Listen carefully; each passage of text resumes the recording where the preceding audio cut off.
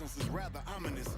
Not to mention my pockets are fat as an obese hippopotamus. I avoid hate like obstacles, talking down is so monotonous. Them boys couldn't see me through they Hello, Oculus everyone. with Welcome to binoculars. Mother Nation. I'm still the people's champ. Yeah, my pseudonym is synonymous. I'm sorry. I like to stack up lots of bucks while you chasing This is after Paul Wall octopus. coming in with I'm I Got the married Juice to with the Toby, game, my so boy it's Toby. easy to be monogamous. And I'm never falling off the me I and love us, this and it's song. It's preposterous. awesome. You guys check it out when you get a chance.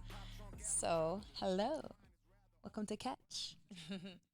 Today I have two special guests with me, and I'll allow them to introduce themselves. We have Tryneal on the side of me. Hi, I'm Tryneal Addison from St. Paul, Minnesota. St. Paul in the house. Hey, my roots. Hey.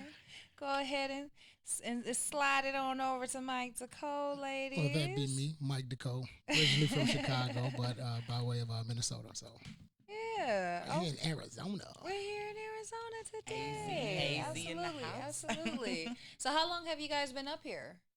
I've been in AZ for a couple of days since about Friday. How do you like it? Like it is hot, beautiful. It's hot and beautiful. A little dusty, you know. I know, right? What is it Not like in Minnesota. I know, right? What is it like in Minnesota? Cold, freezing, icy. I I think it know, was right? 33 degrees a day. I know, right? Cold. Oh, Yeah, so I've been here for a couple of days. Be here for, till tomorrow, actually. yeah. Let's just say I'm in sandals and I'm going back to Uggs. It's just, I know, right? From sandals to Uggs. Ladies, can you imagine? Put away the pedicures. Look. So, Tryneal, we're going to start with you. Can you give us a little bit of your background and, what do you do? Just give us a little synopsis of who you are. Okay, that's easy. Let's see. I'm 24. I'm from St. Paul, Minnesota.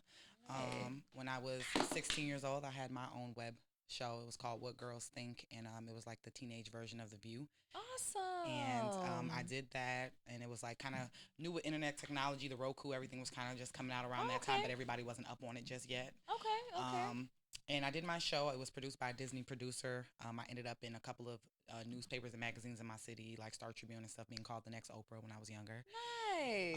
I wrote a book when I was 17 called Ariel's Rising. You guys can pick that up on Amazon. Awesome. And now I'm going into doing radio. So yes. So life. I think this is a awesome chance to be able to spend this time with you. Definitely. Before Get you my get feet back wet. to, I know, before you get back to Minnesota and get on the big time screen TV and do what you I'm do. about to go act in a show. I forgot that part. I'm finna go act Yeah. in a brand new TV series. My role, her name's Candy, and she's the drunk best friend. So I'm kind of excited about acting because I do that as well. Awesome. So, Mike De'Cole, what do you have for us today? Who are you? Where are you from? What is it that you do? I'm still trying to figure that out. I'm in a new phase of life right now. But now, R&B singer, soul singer, singer-songwriter, originally from Chicago. Okay. I'm the opposite age of what she was. If you turn her age around, but don't tell nobody all that. That's none of their business. That's neither here nor there.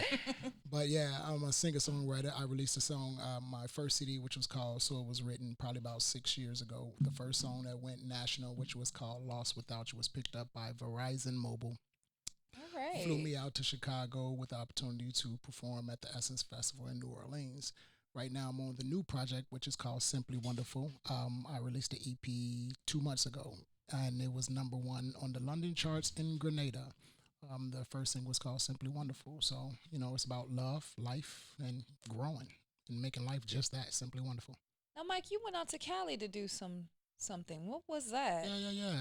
Yeah. Keep tabs on me. I do. I see the look in your eyes, girl.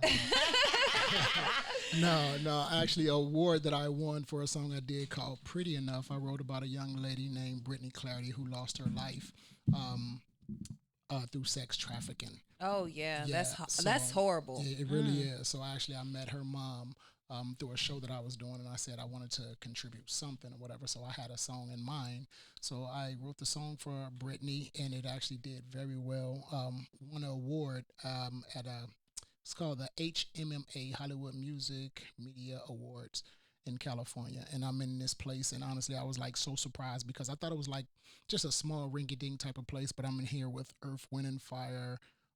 That's a big name artist. Awesome. Big names, I know that was like a huge experience for you. Yeah, it really was. So, and then to be able to honor her mom with the plaque that I won from that, and now it's hanging in the foundation that's in St. Paul, actually.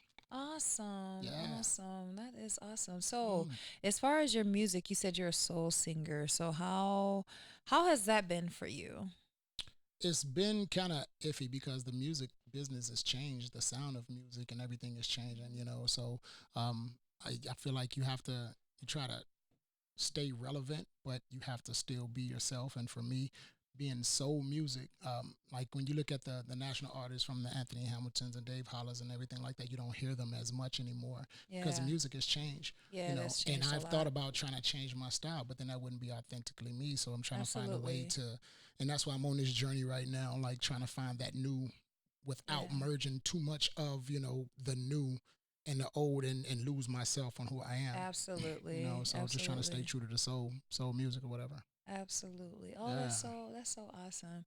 So today I wanted to call this podcast Motherless Child. And lately, I've been dealing a lot with relationships, not just my own, but relationships with people dealing with their mothers, fathers, just close family members or, mother like figures. And there's been a lot of turmoil.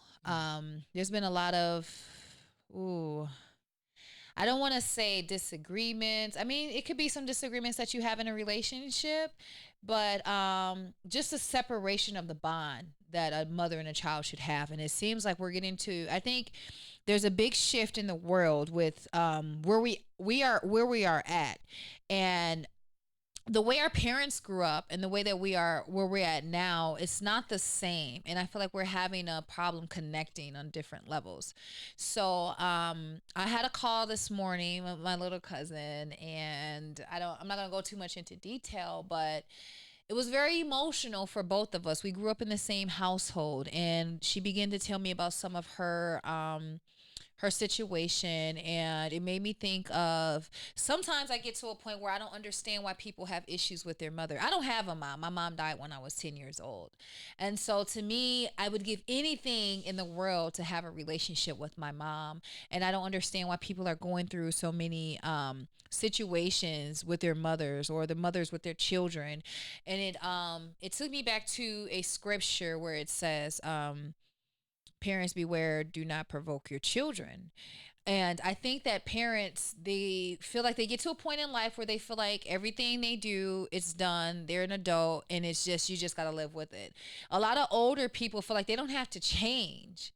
They don't have to change necessarily, not for themselves or for anyone else, when so much of their influence in the people that love them has impacted them negatively, and they're okay with it. And I'm at a point in my life, I got to speak up. I don't have a mother here, but I got to speak up for the children that aren't able to speak up to their parents. And something has to give. And I love mother daughter relationships, whether it's mother son. I was just watching, what was that movie with, what's her name? Carrie Washington. I can't remember the Uh, name of the. It's a very good. It's American on Son. Netflix. There you go. Yeah. It was called American Son. And I didn't think I would like this movie, but I did. And it made me think a lot of the miscommunication that we have in relationships. And I think sometimes as parents, we try so hard to make sure that our children don't go through what we experienced. But we forget that they're living in a different era, Mm-hmm. and it's a different time, and they have different influences in their life that's going to allow them to make different changes, different decisions. And I believe that, especially with American Son, it started off with her and her husband, or they're, I don't know, they're splitting or whatever, and they're talking about their relationship, and she's beginning to tell the father on how she felt that the father impacted their son's life. And it was just so sad. I don't want to give too much about the movie, but it just struck a few chords with me, because she said that their last meeting with her son, she said some awful things to him. She's like, something that I can't even repeat. And it makes me think a lot about the power of words and things that we say to people, and that we say things and we don't necessarily realize that, if this is the last thing that I said to you, am I okay with that? Mm. So if I can send my child out to the world, and there's times that I'm a parent and I mess up and I say things to my kids like, oh my God, I can't even pull that back in. And I think as parents, we have to get a hold of, first of all, you got to cancel yourself out sometimes. Because if you're not right and that child not right, then there's one who is, and there's one who has an answer. And I believe in the Most High. So sometimes we have to get outside of ourselves and search for answers outside of ourselves in order to heal and someone to come in the gap and heal those relationships. And with God, there's no pride. There's none of that makes you feel where you can't go to that person. First of all, we have to get low. We have to be able to humble ourselves and apologize. Mothers, apologize to your kids. If you're making decisions for your children's lives and they're grown now, mind you, they're grown now. So you've already made the decisions in your child life in order for them to get to the point where they are. So whether that decision was good, bad, negative, whatever, they are where they are because of what you have put into them. If they're doing something you don't like, they're an adult. So there's nothing that you can say. You can say some things that'll make them, sway either to left or to right when it comes to that decision in their life. But you have to be understanding that you created this individual, and you got to sometimes trust what you put into this child. There's so many children out here that are lost and they're feeling like they can't trust their parents because you are so caught up in pleasing the world and what you have, your production, what you have made with your child, that we get lost in who is this child? What is she really? What are her thoughts? What does she want for herself? What does he want for himself? What is their desire? What are their desires for life? So it really bothers me that parents aren't able to connect with their children on that level. And now they're adults. So if you couldn't do it as a child and you're an adult, what is it that we can do at this point in our lives where we feel like, okay, I have to stand outside of me and I have to understand that my child is going through something, and that I want to be there for my child and I want to be there for my family in a way that sometimes we got to shut up. Tryneal, we was talking about this earlier. We were. And it comes a point in time in our lives where me and Tryneal, I don't, if this is okay, I want to be able to touch on your situation a little bit. Tryneal lost her mother, this year in March. This year in March. 16th. And my heart just goes out to her. So she's such a baby. But she's a baby in Christ, and she's so strong, and she's doing so many wonderful things. And despite of her circumstances, she's able to go on. So I kind of want you to give a little bit of your situation with your mom leading up to her passing, and just how that effect has had on your life before she passed, being very young, taking care of yourself, and then after her passing, and basically the effect that it has had on your life. Okay, well, I want to touch back on what you were just saying when you were saying how kids have their own identity. And a lot of the times parents will create the identity for you because they're trying to protect you. Absolutely. And I will say that my mother did that for my brother and sister. And so there's a little bit of resentment from their end with her because they did not get to have their own identity. With me, when she had me in her 30s, it was different. Yeah. She actually allowed me to be myself, and that's why I'm an artist, because she wanted to know what kind of gifts do you have. So with my brother and sister, we all write poetry, and so with them it was more forced. I naturally just love writing, so that was I just like anything artistic, my sister's more like the drawer, she likes to draw, but I'm a writer. So with me, my mom was big on, I want to explore your artistic side, like what are the things that you like to do. I see that you're like outgoing, you love to talk. She was the first person that ever told me you're gonna be like Oprah when I was like 12, because she saw me on my little Virgin mobile phone, and I was like giving advice to my little friends from school, and she's like, girl, you just grown, where you get all that information from?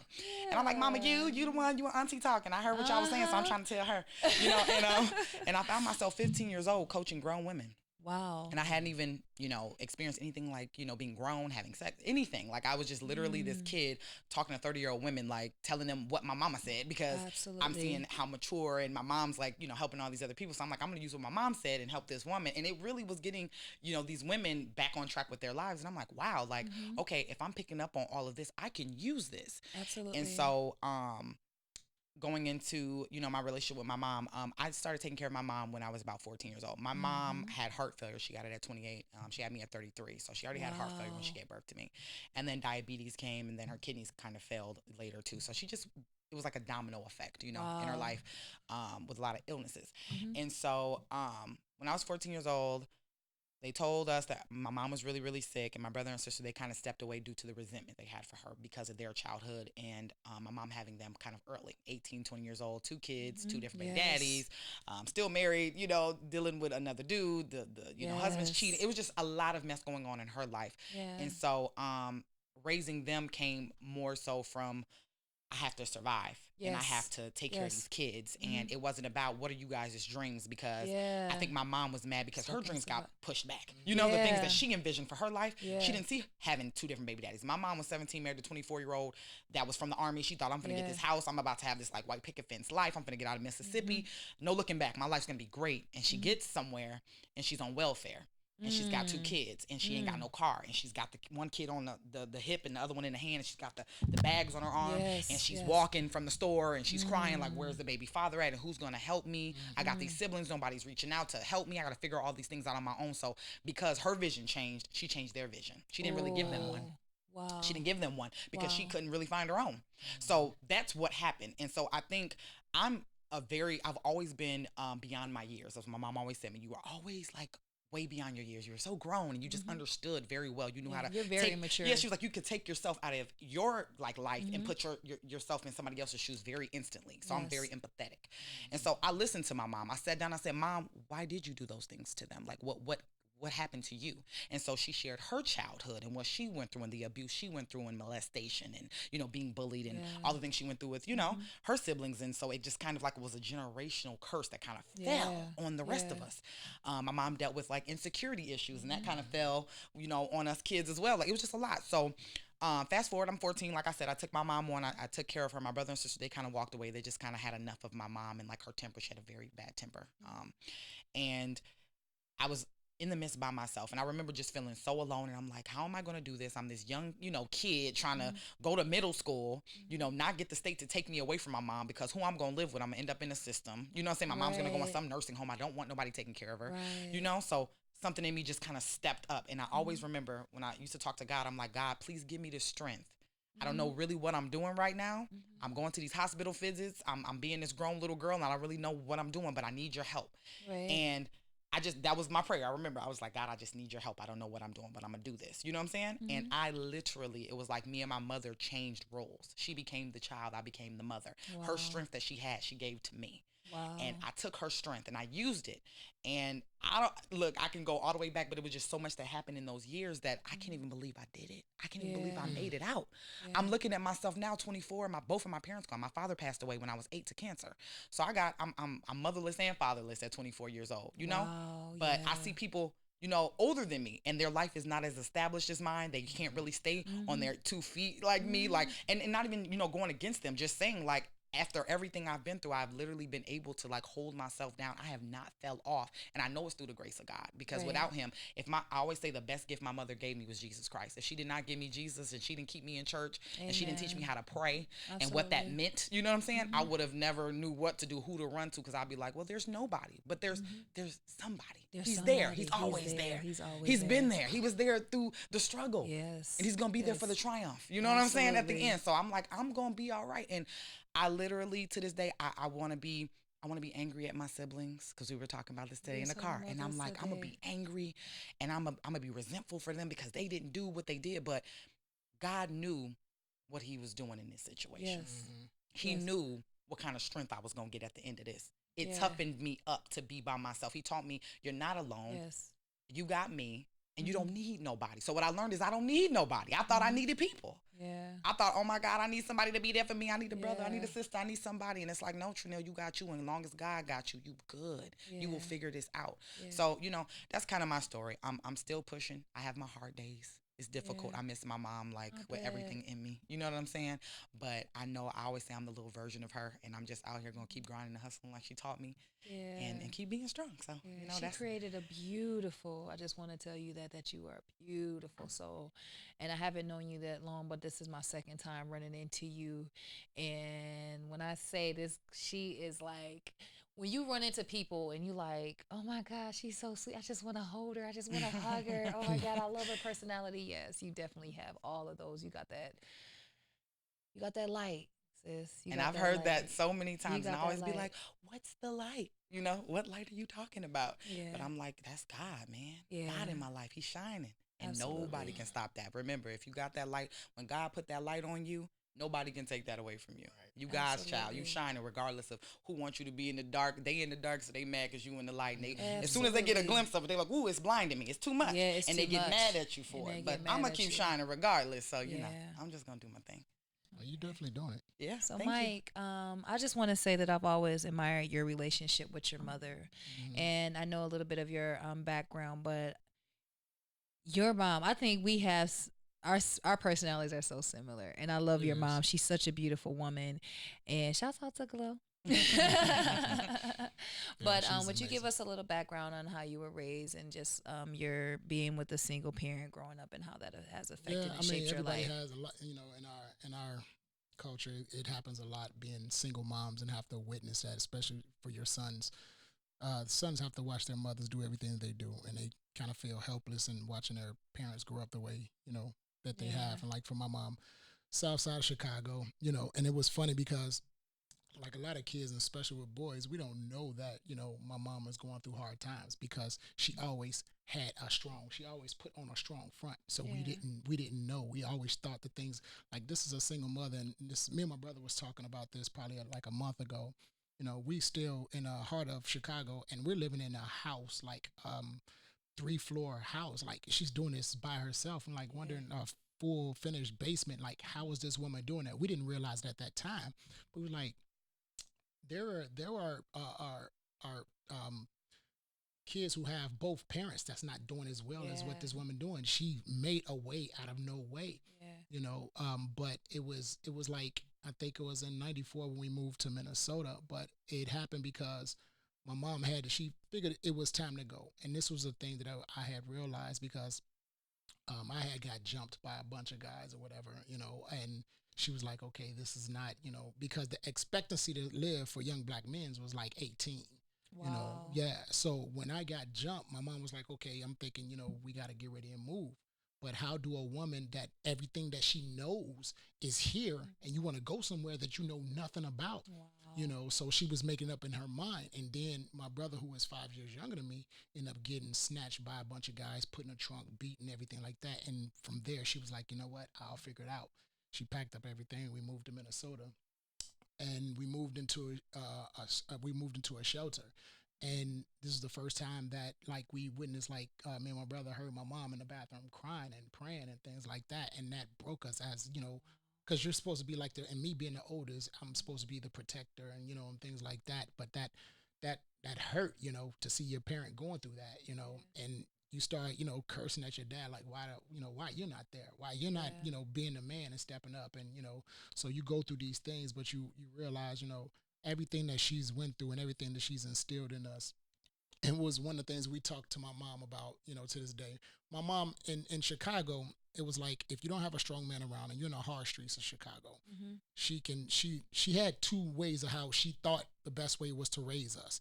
And you can be very loving and nurturing, or you can be hard and sturdy. So she feel like because we're in the streets of Chicago, tough boys, all this gangs and everything, my mom chose to raise us hard.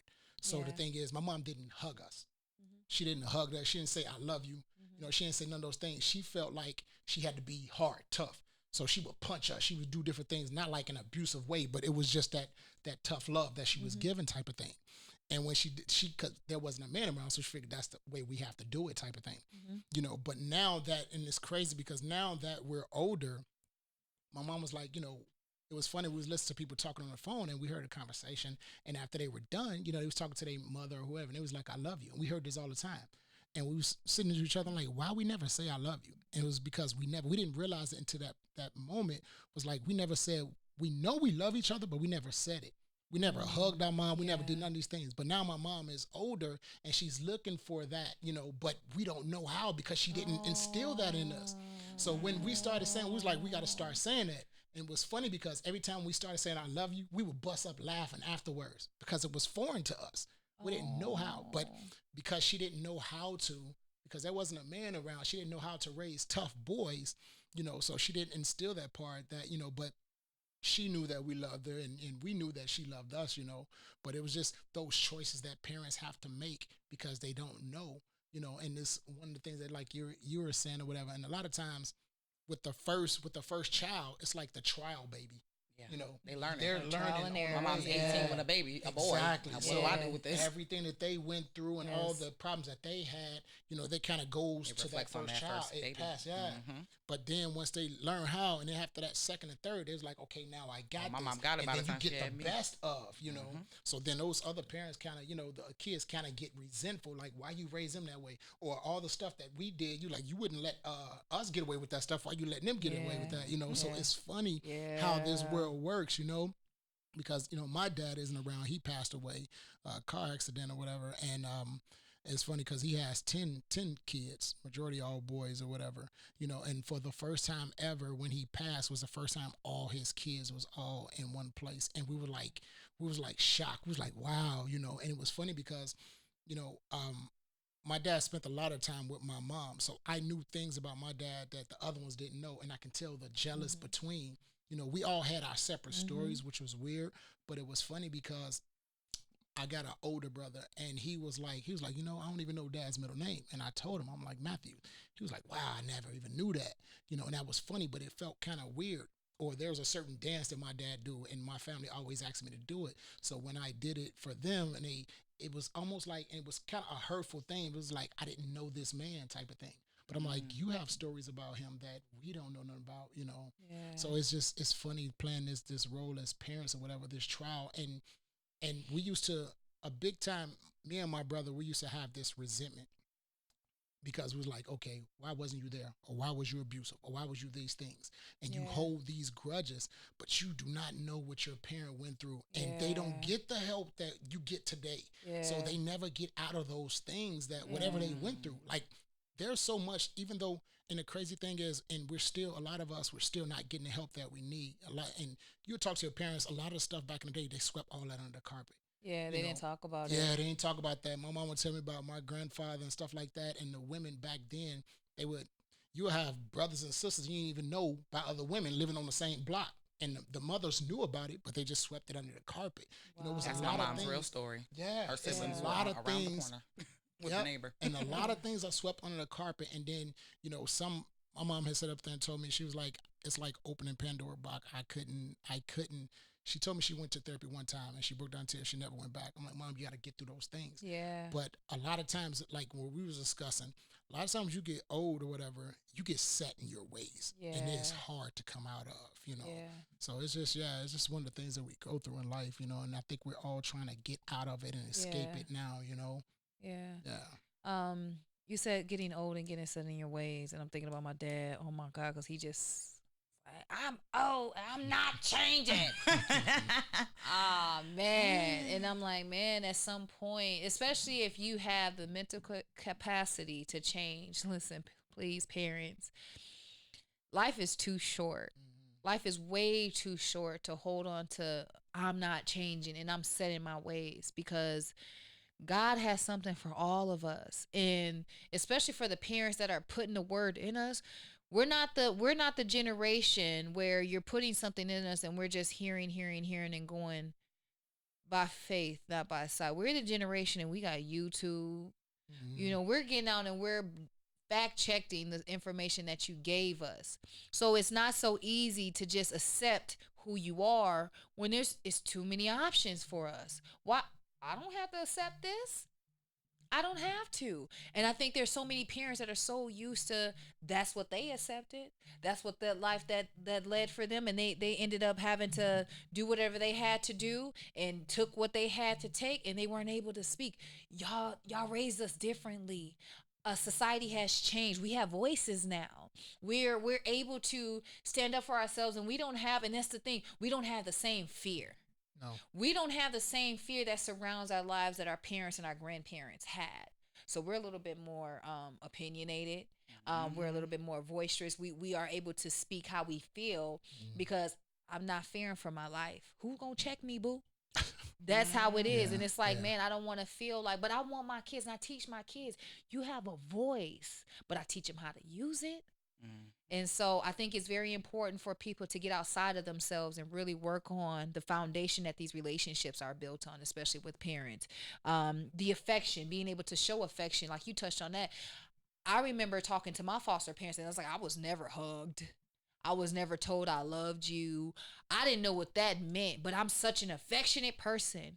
And for a while, even like in my first relationship, I remember my boyfriend was like, man, you don't ever hold my hand. You get shy when I kiss you in public. Don't you dare touch me in public. And we walking down the street. And I was so young and I didn't understand why I was that way. But that was foreign to me. You kissing and touching and telling me you love me. And That's it's so sad. messed up that I had to, at 15, 16 years old, that's the first time I heard somebody tell me they loved me was in a relationship with a man. Wow.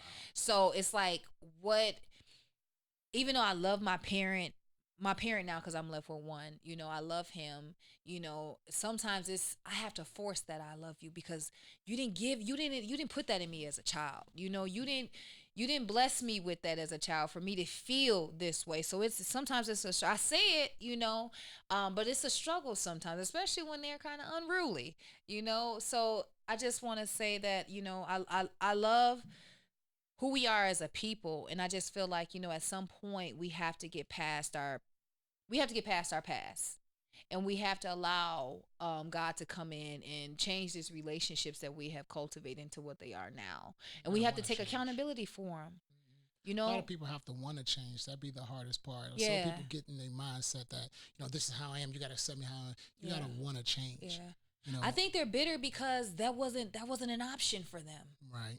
They're only teaching what they were taught. Yeah. How can you teach something you don't know? It's like trying to teach science, but you only know history. Like, exactly. I mean, it's foreign. Like, it's what's foreign to them is going to be foreign when they're trying to teach their kids something, because they're teaching what they already know.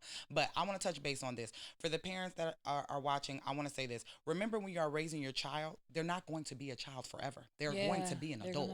So remember that they need to know how to love. They need to know how to conversate. They need to know all these different things for when they become grown, because then, they're going to have their own families. They're going to have a man, a woman, their own children. They're going to need to know how to teach their kids things. Absolutely. So, and they're only going to be able, it's like a generation thing. Remember, it's just generations changing. So I want people to instill what they would want, their kids to have. Yeah. And see, that's the hard part. Like for me, I am a father of one, and my son is 20 years old now, and one of the things that I regret is that I wasn't, like, I was there, but I wasn't an in-home dad. Me and his mom was never together, but I was never far away. Right. So we can always talk. We always had a connection. We always had that. But, and that, everything that I know of, his mom wasn't in a relationship either during that time. So one of the things is, I wish that my son could see what love was, what a working relationship was. He seen the best of us, which was great. He seen, like, sometimes what we think is best for them may not be for them, because maybe if we were in a relationship, maybe he would have seen the worst. Maybe he would have came out resenting, because that would have been, because before him we did argue a lot, so maybe he would have seen the worst. So again, I feel like it is God's plan, and I'm just saying what I want, but it's not about what I want. But I'm just hoping and praying that what he needs he got from our relationship, because we had a great relationship, me and his mom, as far as a friendship and raising him, we was always there, so he did get the best, but I would love for him to see what a mother and father look like together raising a child, and I think we all want that type of thing, so he's never seen, like his mom going through something and there was a man there, or his dad going through something, there was a woman there, how they work together, so that's why I'm just hoping that, him now, and he's still not in a relationship now, which is good. He's been always focused on his books and just a great kid, but I'm just hoping that he got, what it is that he need, and the crazy thing is, it's like, okay, you're older, and it took a long time for me, for my son, even when he got his license or whatever, it was hard for me to let go that saying that this kid was a grown man now. Yeah. I'm like, dude, you're 20 years old, but it's still my baby type of thing, and it's hard to let that go. So even when my brother seen him driving, he was like, yo, Mike was up at the barbershop by himself or whatever. I'm like, yeah, he's a grown man, bro. He drives. Right. So it's hard to let go. And one of the things that, we were scared, like, in our eyes, like when there was all the kids dying from police brutality and all that stuff there, and the sad thing, it was like, that's gonna always be our babies in our eyes. But when they go out into this world, they don't, other people don't see them. They see them as a Yeah. threat, because there was an incident that the police had not pulled him over because he wasn't driving at the time. There was some kids that was had guns or whatever, and Mike was always raised different. He always had He's a aspiration, knew what he good. Oh wanted, my always knew God. what he wanted. Yeah, So very respectful. the kids were gone, but he was still outside playing. So the police put him in the back car, back of the car. His mom was so upset. I'm like, calm down. You got to let this go. And he handled it the best way I knew how he would, so they was asking, what's his name? What's his address? What do you want to be? And Mike was like, oh, I want to go to college for, movies and da da da. And they drove him home because he knew how to act, Yeah. because of how he presented himself or Yeah. whatever. He wasn't, but his mom was still upset. I'm going to call somebody such and such. I'm like, no, that's the last thing you do, because now you're asking for problems now. Yeah. They let him go. There was no abuse. There was nothing or whatever. Let that go. We ain't got to worry about We that. gotta trust our parenting. Yeah, I think and we do. that's a huge problem that our parents have, is trusting that, hey, you put something into me that I'm gonna be okay, and you gotta trust that what you put into your kids. But you gotta know when to scale it back, especially when they're children. But when they get older, let them go, let them do their thing. They're gonna make their mistakes. We're gonna make our mistakes, but we have to be able to trust what we put into our children. And I would like to get into just image, just touching on image. And my little cousin, I'm sorry, I hate to keep talking about you, baby, but it's we just had such a good conversation this morning. And we began to speak about how much of pressure, the pressure that not necessarily the world has on us, but in the home. And what your parents' expectations are for you as far as your image, and how you carry yourselves out into public. And I just want to speak some positivity into that. And just for mothers, make sure that you're equipping your children with that you're giving some sort of guideline into how to carry themselves when they're out. Like you said, you trust the fact that your son was going to be okay when he was questioned by the police. When we were watching that movie, American Son, and she's constantly going off about how good her son is, and how she raised him, he wouldn't do this and he wouldn't do that. But and the father as well, the father, just they automatically assumed, but sometimes, kids might get out there, they might start The hanging with other company they people. keeps. And yeah, the company they keep. And I had that bad. I was a good kid, but I tend to my issue was fear of rejection. And so I hung around the people that accepted me. And I don't think the parents understand that when you're sending your kid and you feel like you're molding this great individual, who's accepting this individual that you're creating. We get out there and we're building these relationships, but people are judging. And then the first thing they judge you on is how you look. And not to say that you want to make your child self-conscious, but you want to make sure that they're confident in who they are, and that they carry themselves with confidence. That they're making sure they're taking care of themselves, because that's what attracts. I think some people are out there and they see someone and they're kind of walking around and their head is hung low, and they can see that this child doesn't have confidence, and they're able to pick this person out, and they know that they can put things into this child's head. They know that they can tell this person something, they're going to go do it because they're looking for acceptance. That was my issue growing up. I was looking for acceptance so Me too. bad that the people that I hung around accepted me. They accepted my flaws. They knew that my confidence and my self esteem was low, and they could pretty much tell me anything because I wanted that love so bad. So I just want to say that, when we're speaking of image, and not necessarily what how you look, it's how you carry yourself. And we got to get past the how you look. So there's so much pressure on how you look that we're not thinking about how is this person carrying themselves. I don't even know where I got that sort of confidence from, because it was so low as a child. I don't know. It's just that's where you get into the DNA, because I think Mm-hmm. it came from my mother and my grandfather. But I instill that in my kids on a daily basis, because they tell me some of the things that their that the children say to them. These kids are cruel.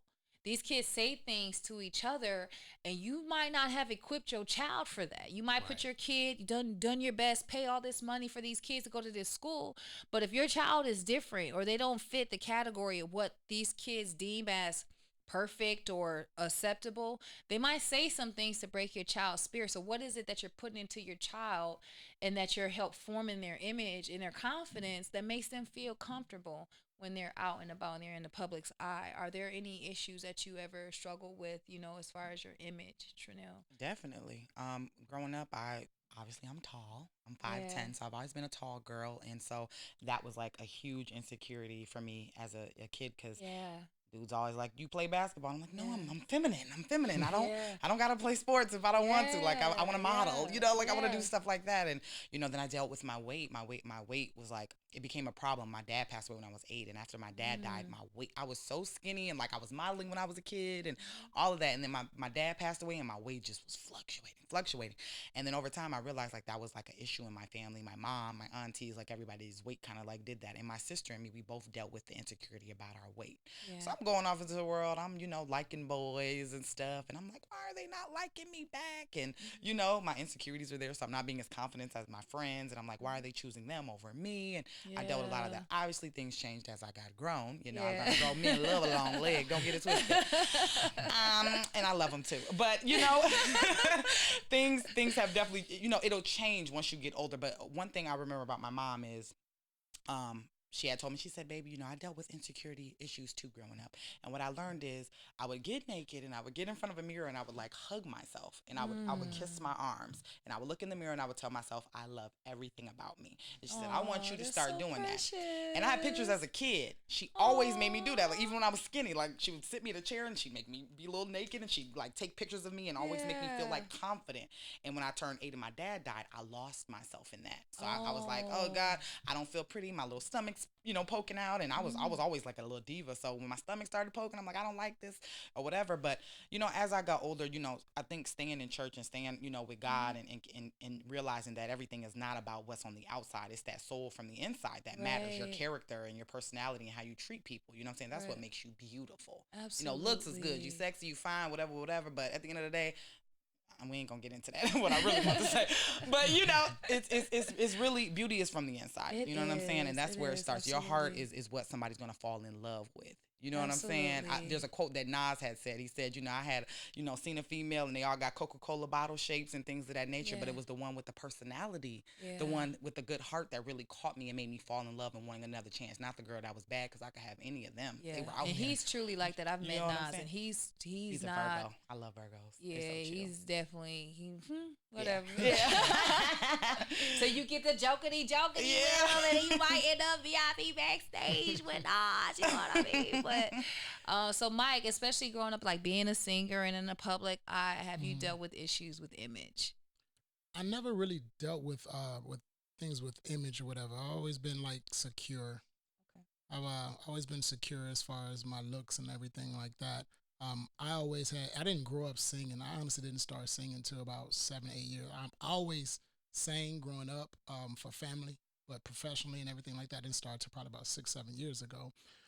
I'm more so, I've always been very, very introverted, and it's funny and I learned that about a lot of artists, like from Prince and different things like that. When it's time to act, when it's time to, action, then, I'm a different person. And the funny thing is when people see that side of me, they be like, oh, you seem so cool. I want to hang out with you. You don't know. That's just on the stage. Right. After the show, I'm gone before, before everybody's done partying. I'm already gone because I like to retreat back to, that's how I get my energy. It's hard to give off a lot of energy to people, so anything that I've dealt with, the biggest thing I dealt with, I've been shy. That's always been me. I've been a shy person. I never, the funny thing is, this is a funny, crazy thing. Like, I know I'm a nice looking guy. And if I was, my thing is, it's hard for me to go and talk up to women. It's hard for me to go and walk up to a woman and talk to her. This is a double-edged sword type of thing. Though I know I'm a nice looking guy, I know I'm gonna get a woman, but if I was unattractive, I would have to have a strong tongue. Yeah. But I've always just been a shy type person, unless there was something about this person that made me like, walk up to it. And there's only been a couple times that I seen somebody and I was like, oh my God, I gotta say something. Did you say something? Cause you ain't saying nothing to me. No, just I did.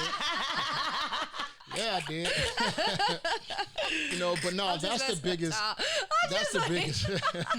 That's the biggest thing I've dealt with is just being just a shy, introverted type of person. But I didn't really have insecurities other than just being shy.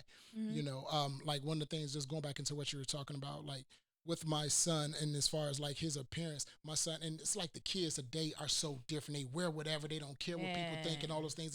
But what I try to steal with him, I always try to steal it in him. And when we go to like to a place or whatever, I be wanting to tell my son, dude, go change, go cut your hair. You got to worry about these things because people see first. And I yeah, want you to have that confidence that you look good. So yeah. I used to always, he was in the barber shop with me every time I'm in there, you in there. But now he's older. I can't tell this grown man, go get your hair cut, go brush your teeth, go do these things. It's like, Yeah. I'm like, you know what? It's going to take a woman. It's going to take a woman that's going to change your world and she's going to change you up, and it usually always do. Yeah. Absolutely. But the thing is, I can't live his life for him. And as long as he's confident, like he'll wear some crazy stuff. And I'm like, okay, if that's what you get, as long as your head ain't down and you feeling bad about yourself, you confident in how you look, that's fine. So I can't, you're a grown man now. You do your own thing or whatever. But I still be like cringing at times. We go somewhere, I'm like, dude, really? Really? You're not gonna Yeah, they're different now. They are. Listen, I don't fast. know. I don't know what y'all on these days, but Too much listen, weed. They smoking. it's something that married you. One of that B2K or M2K or whatever they smoking out there. Molly acid. They just don't care, and they look like it too. Like They just do. on, he Look on something, ain't he? old, Look. Just disheveled. Look, I'm gonna need y'all to get yourselves together. Okay, so I want to get in. I want to touch on education. Huh. Hmm. Ah. I feel like these are my views and these are my opinions, but I am definitely a huge believer in education and advanced education. And I just went to go see a school called AMS. It's a school that they're building out in South Mountain area. They do have a few of the locations all around the valley, but I'm gonna speak on this I'm gonna speak on this school and what I learned from this. First of all, this school is brand new, and I think they have had a um, few successful schools around the valley for the last, I don't know, 2 to 5 years. So it's pretty new. But Charles Wood is the principal that's coming over to this school, and I just want to give a big ups to him and his background. He's 38 years old. First of all, just seeing a black man come out of, I think he said he's from, he's from Indianapolis, and he just started a school in Arkansas, and now he's here to start this school from the ground up. They haven't even broke ground yet. And one thing that I enjoyed about this man is his personality. He's willing to engage, and he seemed quite humble. He has children and he's excited about education. Like, you got to bring me in. And I know, especially when it comes to education, I'm going to get in there and I'm going to be looking at you like, what are you talking about? What's going on? Making sure that you are fitting the checklist. And they did. And not only that, my kids go to basis in Chandler, and I'm not gonna say I've had challenges with them. They have had some challenges in this school. Well, one of them. Well, we'll see how this continues to go. But I'm at a point where I'm looking for a little bit more. I need my children to be well balanced, and that's a lot. A lot of the topics that they talked about at this school was about how well balanced the children are and the curriculum that they're bringing in. And not just that, they said this isn't a STEM school. This is a STEAM school: science, technology, engineering, arts, and math. And to me, and not only that, it's going to be the state of the our campus, and they're going to have their own field. So all of their extracurricular activities will be done on site. So that really made me excited because my girls have been they have been working so hard on the academics part. They haven't participated much into like extracurriculars and sports, a little bit but not much. And I want them to be well balanced. I want them to like and enjoy going to school. So it's nice to actually have somewhere, especially in South Mountain, because Arizona isn't known for having the best schools in America. It's actually up there with having the worst. So I just want people, when you get a chance and you're looking for a K through 8 school, to go out and look for, especially if you're in the West Side, to look for AMS and give it a chance. Go out there, speak to the people. They're very friendly, very welcoming, very humble. And there's another one of the principals, and he worked over in Wanjo, Wanjo, China, and he's back over with bases, and he's back over here in America, and he spoke about how there needs to be balance with education. We can't just feed all this information to our children and think that, okay, we want them to be smart. But I think a lot of parents, we put a lot of pressure on our children to be smart and to be successful because they're taking care of us at some point in life. We have to stop being so selfish. And I think about it too. I always say my kids are my 401k plan. That's it, that's all. But I'm not doing it I'm working towards it. It's not that I'm not going to make sure that they have everything they need in order to survive. I'm still working. I'm still making sure that they have everything that they need to be productive citizens. I'm making sure that they have a nice home, that they like their environment where they are, and that they grow to love these things, and maybe that'll create some inspiration in them to want to do better. We can't just force our feelings and our way of life on our children. We have to show them. We have to show them that this is why this matters to you. And we have to make them fall in love with education and make them appreciate and value it. Because if you put too much on one person's shoulders, then it gets to a point where it's like, I'm tired of this. I can't wait to get out of here. And that was one thing that one of the principals spoke about, was like, man, you don't want to put too much information in. When they get to college, they wilding out. They're partying, all of that extra stuff that you put in them. Don't find little Bobby in the corner tooting lines. Now little Bobby's your whole everything just mess up. Now you got to pull little Bobby out of school and put him in the rehab because it was too much pressure, and he had a little bit of freedom and he took that too far. So I just want to ask you guys, like, what has education? So a little bit of my background, I didn't have too. I mean, I had good education growing up. It was okay, but I could have done better if I had just a little bit more support in certain areas. But Mike, how has education shaped your adulthood and where you are now? Do you feel like there are some regrets with what you could have done or what you should have done, or Definitely. growing up in the Yeah, educational definitely. system? The funny thing is, as I get older and I start learning more stuff about myself, I wasn't good at school growing up, and I didn't know why. But a lot of times we didn't figure. Sometimes you go through things and you not figure out. You don't get kids tested when you're younger. Yeah. Like your parents don't. We just go through and we try to figure it out. Yeah. But one of the thing is, and I notice I have a problem, like even when it comes to my music and trying to write and everything like that, I have a very busy mind. It's hard for me to Yeah. concentrate on anything. I get bored very fast. I start Yeah. writing a song and I get bored and I move on to the next one. Like if my mom would have known this early on, I probably Yeah. could have focused more on things or whatever.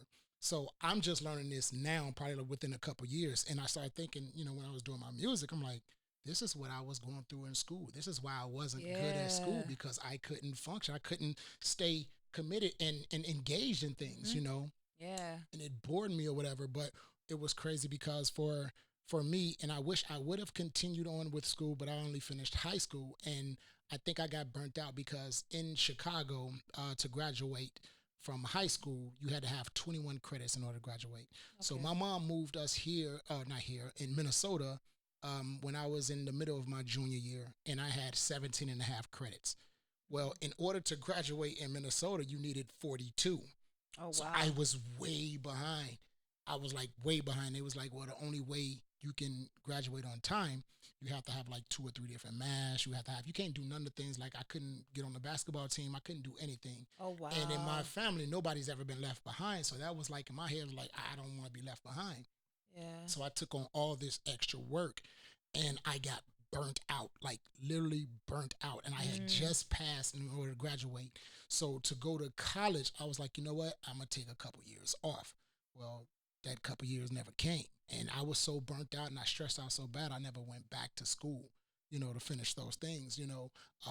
So even like handing those things down to my son, and how, the education and things like that, we instill so much in him, and he's just a great student when it comes Yeah.